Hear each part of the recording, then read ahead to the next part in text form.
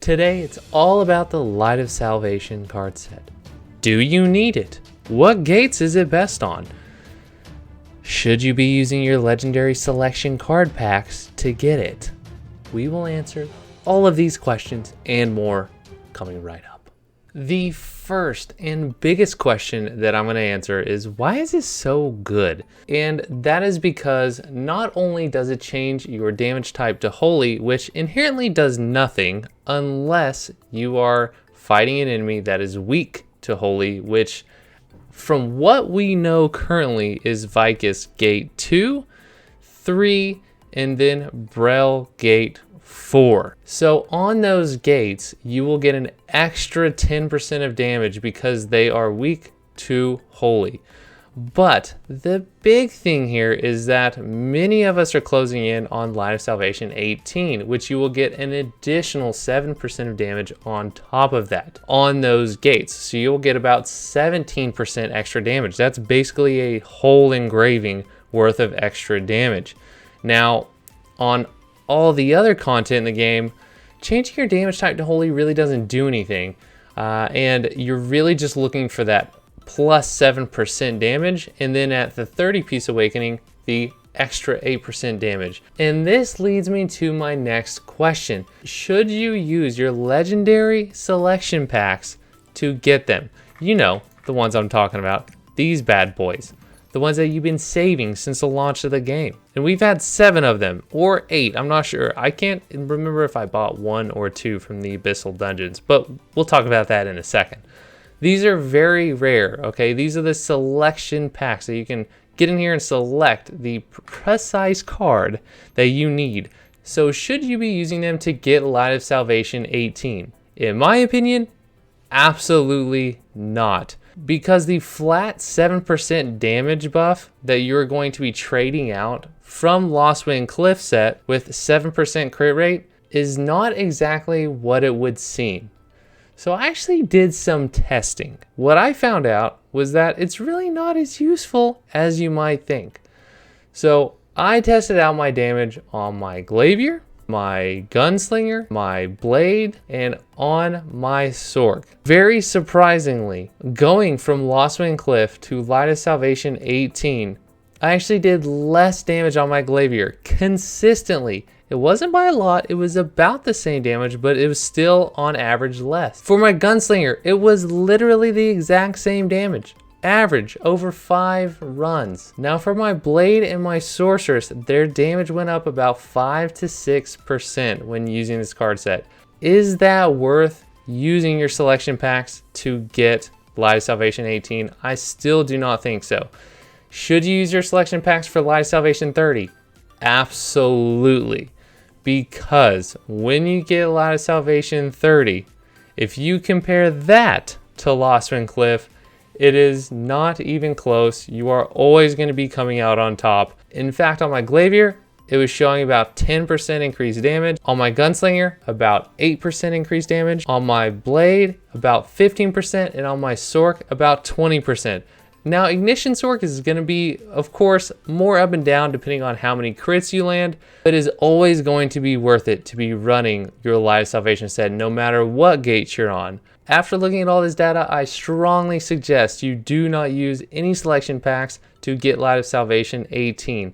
And yes, it's cool that on gates 4 Brel and on Vicus gate 2 and 3, you'll be getting about 17 extra % damage, but who cares about those gates? Brel Gate 4 is not even about doing damage. It's just about doing the mechs properly, and damage is pretty easy peasy. So it's not really going to be giving you an advantage in any of those fights. And Vicus, well, if you're really concerned about this card set at this point, you are likely well over the entry requirement to go to Vicus, and you are not struggling for damage on Vicus at all. So there's not really a massive point for you to be stressing out about getting LOS 18 and using your legendary selector packs. Don't do it, man. It's just not worth it. Just use a crit set, and then eventually you will get Light of Salvation 18. And then when you're close to Light of Salvation 30, then bomb all those card packs and get freaking LOS 30 that is going to be worth it, but not the 18-piece awakening. For the end game, we all are going to be wanting to get LOS 30. How do you get these freaking cards? Well, number one, you do need a little bit of luck. But aside from that, there are plenty of other ways to get them, and we're going to start off with the store. As you can see, Mari Shop always has these on sale. They have legendary to rare card packs. They have any card packs, which I would not waste your precious gold or crystals on any card packs. Anything that's not legendary to rare or better. So if it's legendary to rare, okay. If it's legendary to epic, definitely a good shot. Or of course, if it's just a legendary pack, then very, very good. But anything that is like legendary to uncommon or legendary to normal, do not even sit there and consistently waste your crystals on this. If you just want to take a shot in the dark and, you know, pop one and use it, that's fine. But don't sit here and consistently convert your gold to these crystals to buy these any card packs, because there are so many other things that you could be using your gold on to increase your power aside from this. Now, aside from Mari Shop, they always have other packs that you can get cards in. For example, the Anniversary Special Package. This is a big one, but it's also $55 freaking. So if you want to spend $55 to be able to get a ton of these card packs, now it is 20 legendary to epic card packs. I believe you have a 20% chance to get a legendary card pack from each one of those.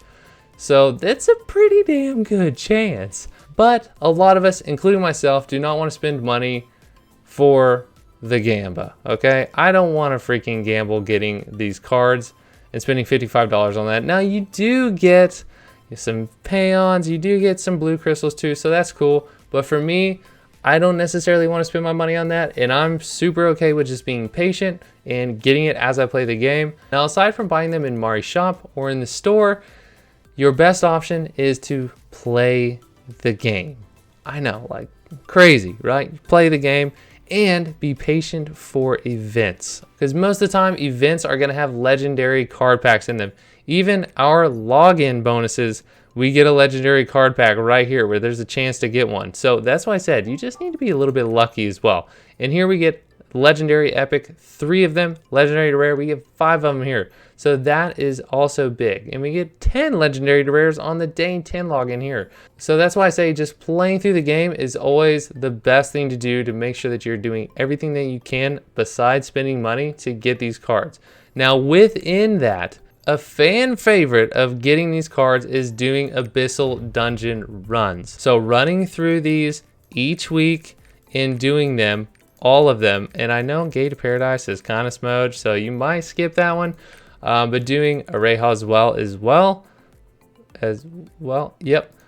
Doing all those plus doing Argos. If you have 5 or 6 characters and you have, you know, an extra 2 to 3 hours per week to do all of those runs on those characters, you are going to be speeding up your process of getting those cards greatly if you can consistently do that each week. Another place you can get them is the Legion raids, guys. Do your Legion raids, okay? And if you're opening the chest, like on Vulcan, you open the chest, you get a chance at getting a legendary card pack. I have gotten several legendary cards from Vulcan Gate 2, as well as Vicus. I can't remember specifically getting any from Clown or Brel yet, but I definitely have gotten some from here. But of course, I've run a lot more Vulcan and Vicus runs than I have Brel or Clown, because they've been out forever. And then your next best guaranteed way to be getting these cards is doing your challenge Abyssal Dungeons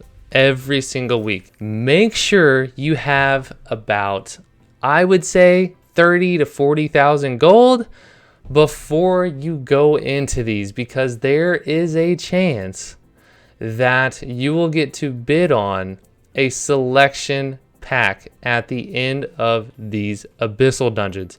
In fact, I got one this week. I only had to pay 10k gold for it. I was shocked. I feel like I stole it and ran away with it. But the Golden Frog is out, so people are trying to save their gold for a lot of other things, which I don't blame them, because the Golden Frog is freaking lit. Which reminds me, let me know down in the comments if you bought any books, made any builds, got any big plans for the Golden Frog, because it's huge. I am definitely capitalizing hard on this time period in the game. The next most consistent way that you can be getting these card packs is, believe it or not, your stronghold. You can buy these. I'm out of the seal, so I can't buy any right now, but it is a legendary 2 uncommon pack. I have got 1 legendary card pack from doing this, so you never know what can happen, okay?